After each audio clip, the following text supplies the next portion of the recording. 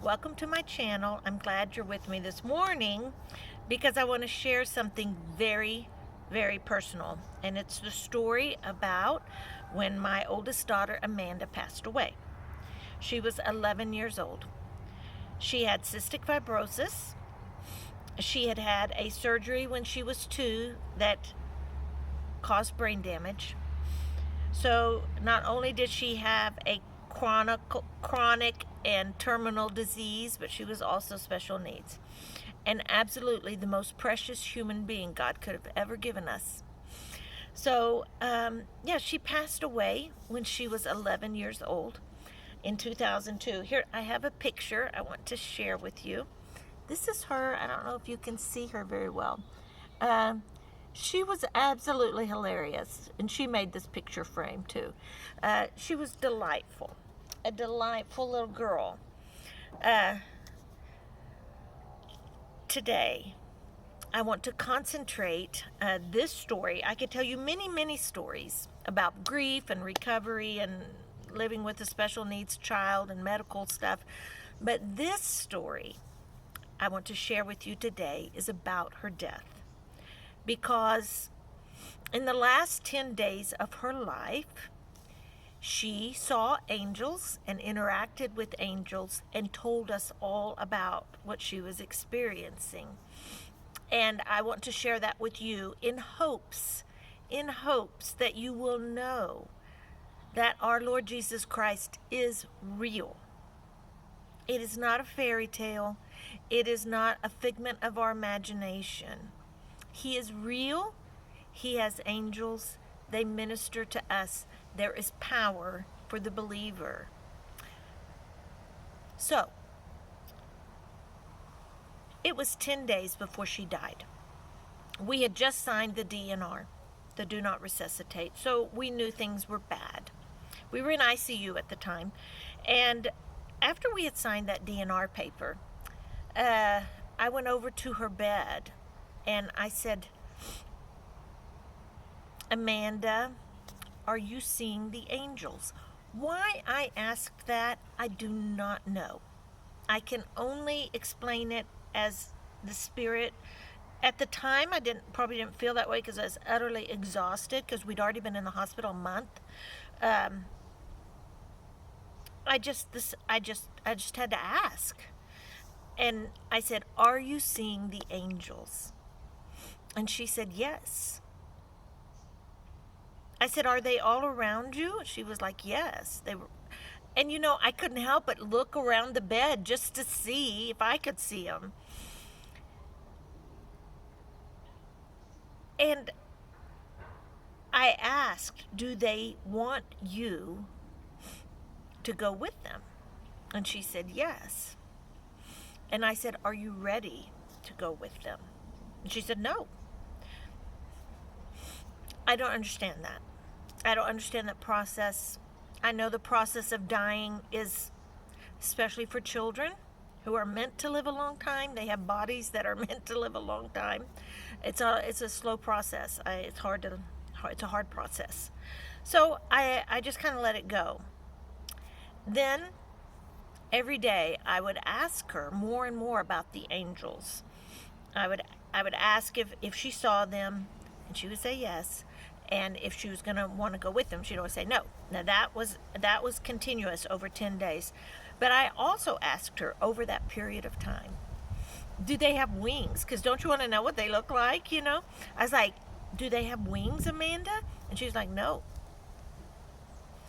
Not these angels. The ones around her didn't. I asked if she was like, this is so me. I said, are you like in a meadow with the mountains around you? And the angel, she was like, no. So I don't know exactly what she was experiencing, but it wasn't that. She said there was beautiful music. She told us that there were other children there. She told us that the angels were funny and that they would play with the other children and with her. She told us that she could run fast there. People with cystic fibrosis can't breathe very well. So for her to be able to run fast was amazing. So that went on for 10 days. Then one day, our pediatrician came in and told us that she would not live through the weekend, which was not surprising to us, although we were just devastated, but not surprised, you know. So, it was at that point I was sitting with her one evening. This was probably 2 days before she died. I was sitting with her one evening, and the hospital we were at, UMC in Lubbock, Texas, is a teaching hospital. So a resident came in, a young resident, I'd never seen him before, but he was the one that was going to be in for the month of May, and this is at the end of April, so he wanted to meet the patients, and he told me all these things, how if she could only have more calories, if she could only do this, if she might get better. And at that point, I was so tired and exhausted, and I'm not really proud of this response I had, although understandable. I told him if he could save the day, he needed to leave the room and go talk to the other people, the other team, the other doctors. If this young resident thought he could save my daughter's life, then he needed to leave and not talk to me about it. I could do nothing but sit there. Because, I told him, we have been told that she's not going to live through the weekend. Well, little did I know that Amanda, whom I thought was asleep, actually heard me say that. So when this young resident left, she sat up in bed, took her mask off, her oxygen mask, and said, "I don't want to die. I'm not ready to die." I was like, oh, how? I had no idea how to respond to that. So I said, "Amanda, do you think your body is going to recover from this?" And she said, "No." And I said, "Tell you what, I will go next door," because we had a room next door. I said, "I'll get your daddy."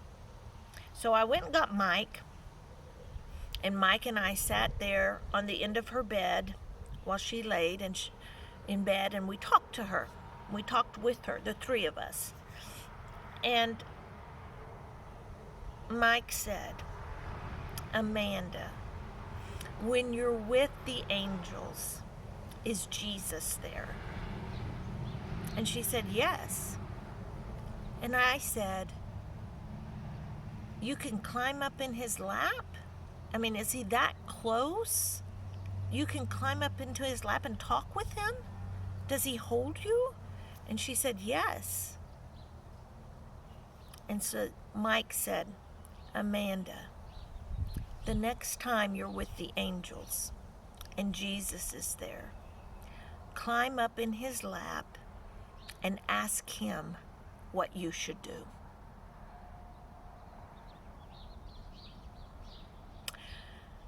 And so, the next morning, when I came into her room, I asked her, "Were the angels with you?" "Oh, yes." I said, "Do they want you to go with them?" She said, "Yes." I said, "Are you ready to go?" "Yes." I don't understand that. Other than there have been a million blessings that have come from that. There have been people who have been saved to Jesus Christ because of this story. So, that day, we spent the day saying goodbye to her. Her little sister came up, Taylor. Taylor was 7. Amanda was 11. And Taylor sat and cried by her bed and said, "I don't want you to die because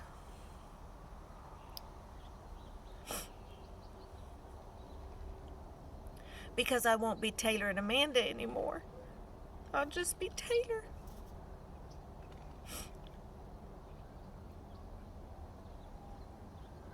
And they both said goodbye. And we had told Amanda, go on to heaven. We will join you later. It's a good place. We're all going to be together. We'll all be together again. You just get to go first. How precious. So, the next morning, with Mike and I on each side of her,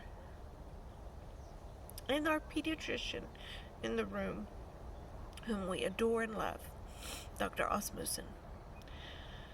The next morning,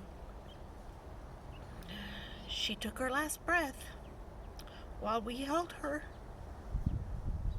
and she died. And I watched it.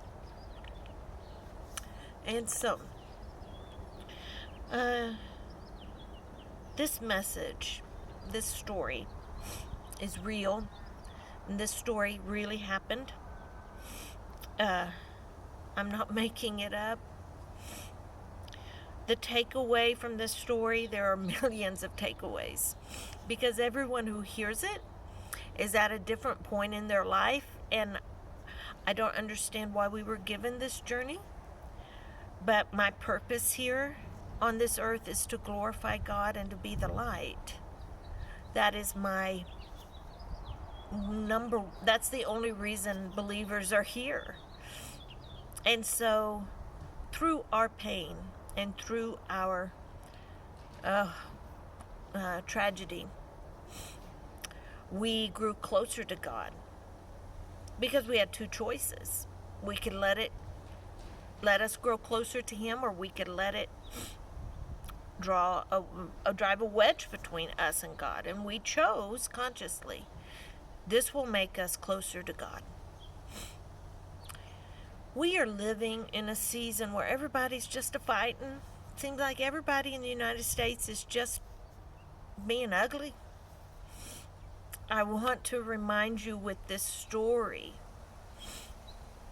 for the believer, politics, debate, opinions, those are not important. We are not citizens of this earth, of this world, of this realm.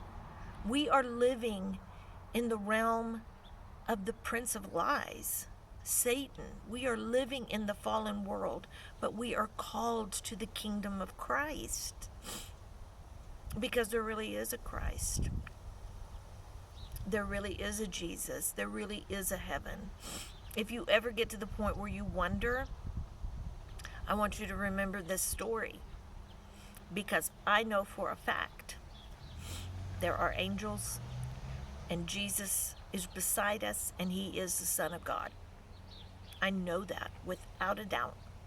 And I hope this story helps you to know it unwaveringly,